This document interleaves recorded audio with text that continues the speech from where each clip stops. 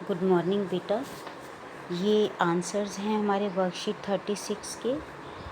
आइए डिस्कस करते हैं इनको। स्टार्ट करने से पहले मैं फिर वही कहूँगी आपको कि आप क्वेश्चन आंसर्स को एक बार अच्छे से समझ लीजिए, उसके बाद पॉज या वॉल्यूम कम करके अपनी राइटिंग वर्क स्टार्ट कर देना है। चलिए, फर्स्ट क्वेश्चन है, निर्धनता दूर करने के लिए सरकार द्वारा किन प्रकार के उपाय किए जा रहे हैं। बेटा, दो प्रकार के उपाय हैं। एक तो आर्थिक समृद्धि, मीन्स कि आर्थिक विकास करना। हमारे देश में सरकार आर्थिक विकास कैसे कर रही है? जो सार्वजनिक क्षेत्र के उद्योग हैं उन पर गवर्नमेंट ज़्यादा ध्यान देती है, या सार्वजनिक क्षेत्र पर ध्यान ज़्यादा देती है, जैसे इंफ्रास्ट्रक्चर को मजबूत करना देश का, ठीक है। जैसे ये रेलवेज़ है, या फिर ये आपके हॉस्पिटल्स हैं, ये सार्वजनिक सेवाएं हैं ना बेटा। सार्वजनिक सेवाएं देकर के गवर्नमेंट हमारे देश में निर्धनता को दूर करने का काम कर रही है।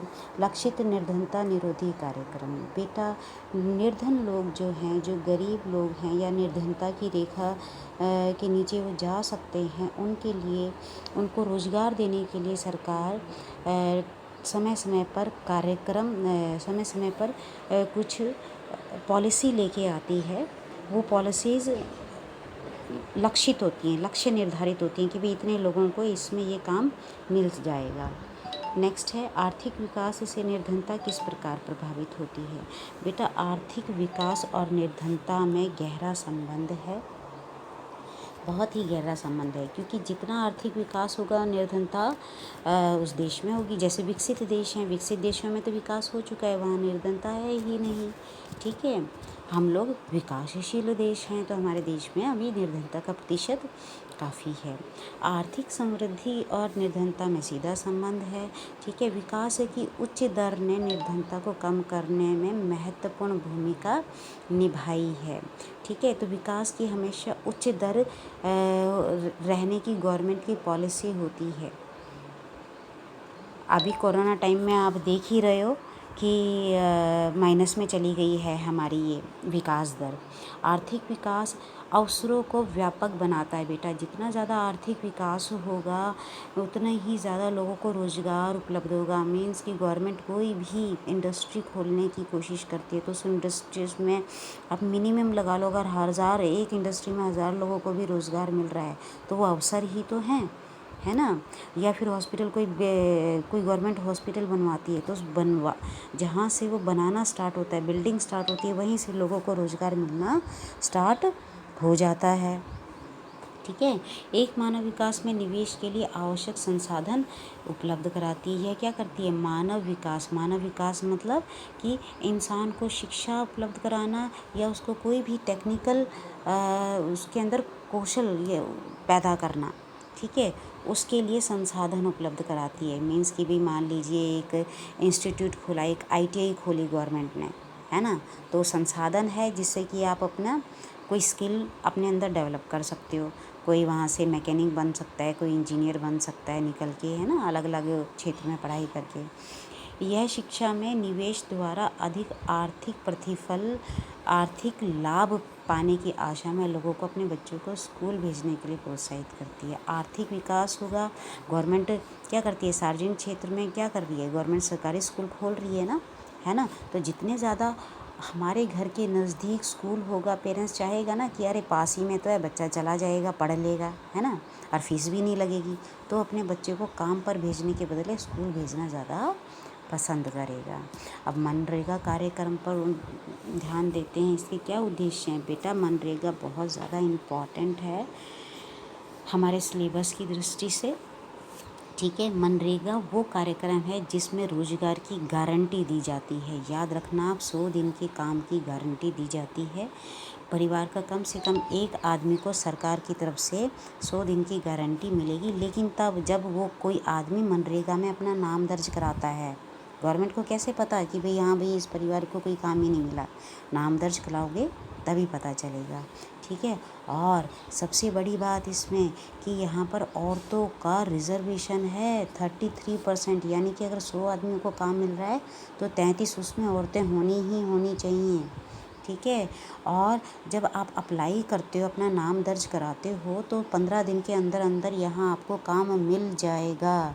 अगर नहीं मिला तो सरकार बेरोज़गारी भत्ता आपको ज़रूर देगी, ठीक है।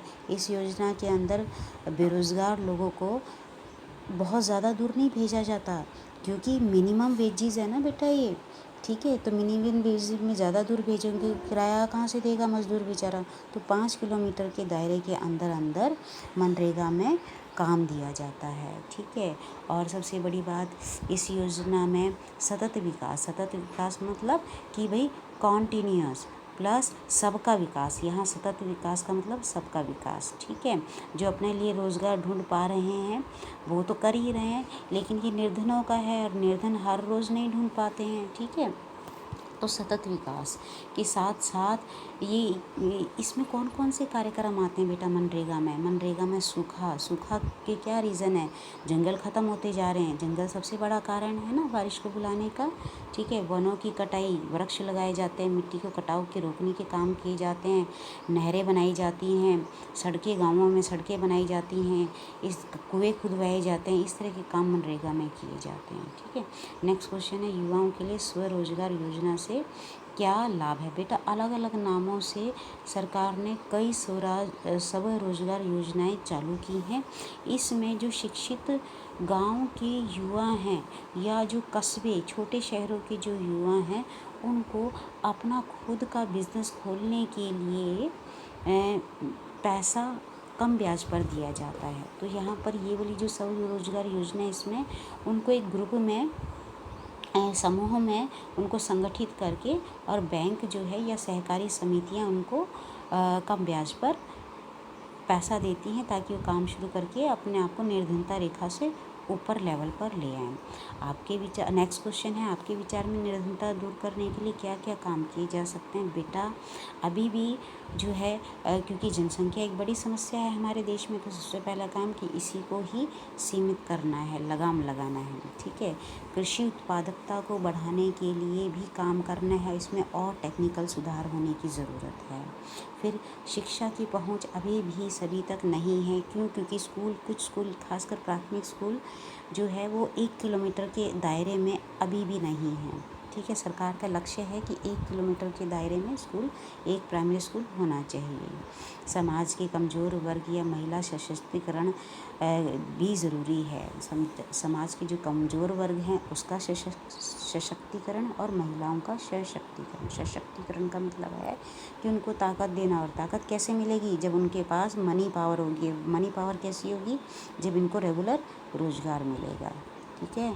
औद्योगिकरण मतलब कि जो फैक्ट्रियां हैं, जो द्वितीय क्षेत्र के उद्योग हैं, ठीक है, जहाँ पर सामान बनाया जाता है प्राथमिक क्षेत्र से रॉ मटेरियल लेकर के, इसकी बढ़ोतरी करना। तो जितने ज़्यादा द्वितीय क्षेत्र बड़ा होगा उतना ही तरक्की ज़्यादा होगी। चाइना को देख रहे हो ना, पूरे विश्व की बाज़ारों में अपना सामान उन्होंने भर दिया है। उन्होंने औद्योगिकरण पर बहुत ज़्यादा ध्यान दिया था बेटा, यही हमें भी करना है। भोजन, नेक्स्ट क्वेश्चन है, भोजन और आवास जुटाने के साथ साथ किसी व्यक्ति के जीवन में अन्य किन किन आवश्यकताओं को हम महत्व दे सकते हैं। बेटा सिर्फ खाना रोज़ मिलना और सिर छुपाने के लिए छत ही ज़रूरी नहीं है, हमको रिस्पेक्ट भी मिलनी चाहिए। आप देखते होंगे अपने आसपास कि कुछ जो है आपके पड़ोस में या आपके परिवार में या रिश्तेदारी में कोई लोग काम छोड़ देते हैं, क्योंकि वहाँ उनको रिस्पेक्ट नहीं मिलती। बेशक कहीं जहाँ रिस्पेक्ट मिलेगी, कम सैलरी मिलेगी, इंसान वहाँ ज़रूर काम करना चाहेगा, ठीक है।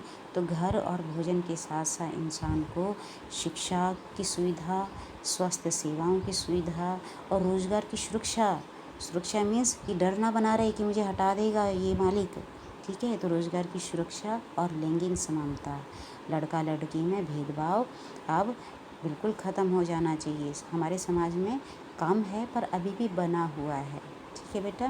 तो ये हैं क्वेश्चन आंसर्स, कर लेना। Okay, bye.